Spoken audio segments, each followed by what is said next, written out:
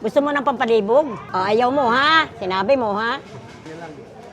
Pampalibog, ayaw mo? Yan. Sayutin na lang daw, Nay. Sayutin. Anong pangalan nitong pansit habab nyo? Take home pansit yan. Ayun, luming pansitan. Ang laki ay o. Anong oras po kayo nag-open dito, Nay? Kung kailan mo gusto, anytime. Saan po kayo matatagpuan?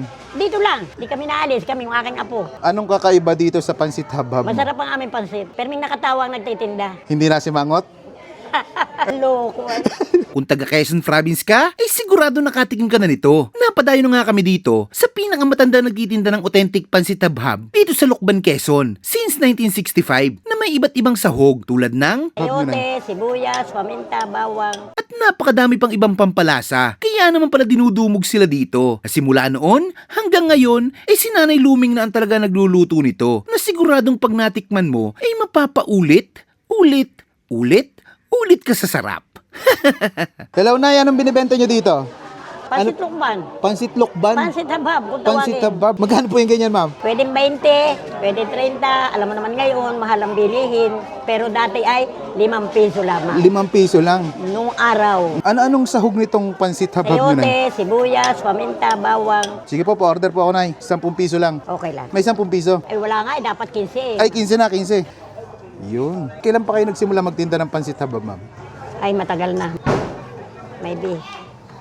Mga anong taon po? Mga 1965 din. 1965 pa. Maybe. Simula noon hanggang ngayon kayo nagluluto niyan. Nagpapansit pa rin. Namatay na nga yung asawa ko, pero siya ang nanggagawa ng Mickey Lokban. Ako naman nagagayat.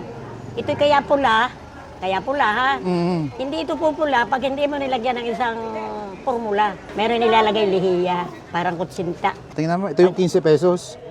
Yes, Ayun, 15 dami, pesos no? lang yan, ikaw. Balita ko, ma'am, kayo yung pinakauna nagtinda ng pansit habab dito. Hindi rin naman, hindi ko masasabi ako yung una dahil siyempre merong gaya-gaya. Lahat kami. Masama naman sabihin ako lang. Paano nagsimula tong ano nyo, Nay? Pagtitinda nyo ng pansit habab? Yung aking tiyo, yung aking tiyo sa asawa ko ay mimikihan. Ayun nga palang isa, dito sa kanto, kung tawagin Balmeo, nahamba sa Debesa. Ayun ang nagsimula, ay yung aking asawa ay helper. Ay palibasa ay napakahirap lang ikaw ay mamasukan bilang ikaw ay tauhan. Nagsimula kami magsarili. Nagtayo kami ng aming mikihan. Anong pangalan nitong ano nyo, Nay? Pansit habab nyo? Take home pansit yan.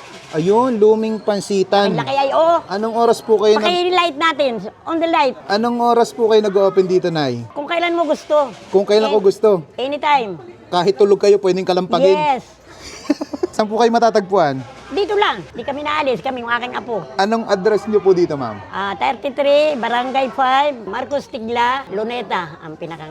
May huling tanong ako sa Nay. Di ba ang dami na nagtitinda ng mga pansit habab ngayon? Anong kakaiba dito sa pansit habab? Masarap ang aming pansit. Perming nakatawang nagtitinda. Hindi na si Mangot? Ayun, natawa nga. Loko. May narinig ako kanina na eh. Ano yung nilalagay mo dito? Pampalibog. Oh, ano ba yun? Ano ba yung pengi pa nga din ako? Mahal ito, baka di mo alam. 200 ngayon, dati 5 peso. Anong libog ba yung ano, Nay? Ewan Mararamdaman ko, mo dito? siguro nalibog ng ganun. Ayun. Kasi Hindi yung natin libog, alam yung libog sa Quezon, ang meaning ay... Masaya lang yun, masaya. Yun. Ang libog sa Quezon, yung parang kumikending-kending ka lang. Nasisiyahan ganun. siya. Nasisiyahan. Lagyan natin ng pampalibog pa rin. Pampalibog din yan. Oo man. Libog na siguro ako nito Dali ngayon mo gabi. sa akin yung sili ah. Sige, Nay. Tikman ko muna to. Thank you. Oo, sige, sige. Bakit tinawag pala tong ano, Nay? Pansit habab? Anong ibig sabihin ng pansit Ay habab? dito sa Lucban ay priority talaga. Kahit naglalakad, mapapansin mo ha, naglalakad. Nangangain ng pansit. Kain-kain sila, oh. Kain-kain, ganun. Ano po bang ibig sabihin ng habhab, Nay? Ay, hinahabab na ganito, oh. Hindi ka nakakabag ditinidor. Ganun ang hinahabab, yung Yes. parang... Makikita mo naglalakad, oh. Hab. Ayun, ganun pala ang pansit habab. Hindi hihingi ka ng kubyerto, hihingi ka ng kung ano-ano, hihingi ka ng tubig.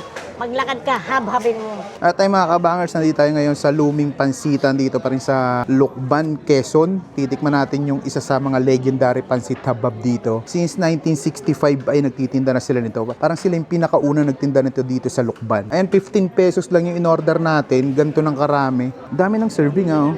15 pesos lang. May kasama pa yung pampalibog. Yung libog na ano, kembot-kembot, hindi yung iniisip mong libog, Tikman natin. Ang pansit habab, kaya tinawag siyang pansit habab dahil kinakain siya ng hinahabab siya. Ay.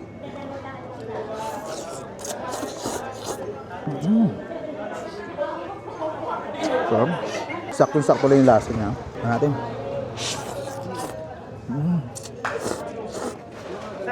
Sarap ng sukang ano, nilalagay. Ito yung mas nagpapasarap dito eh. Yan o.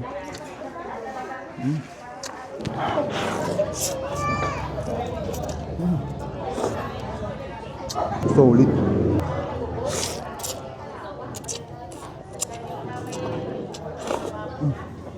Walang kahit anong nilalagay na. Pero yung lasa niya, malasang malasa.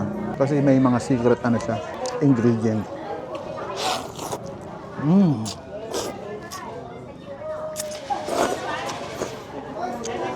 Yung Tagalukban Kabistaya to. So dito mga lods. Panalo. Panalo. Order pa ako. Nabito na ako.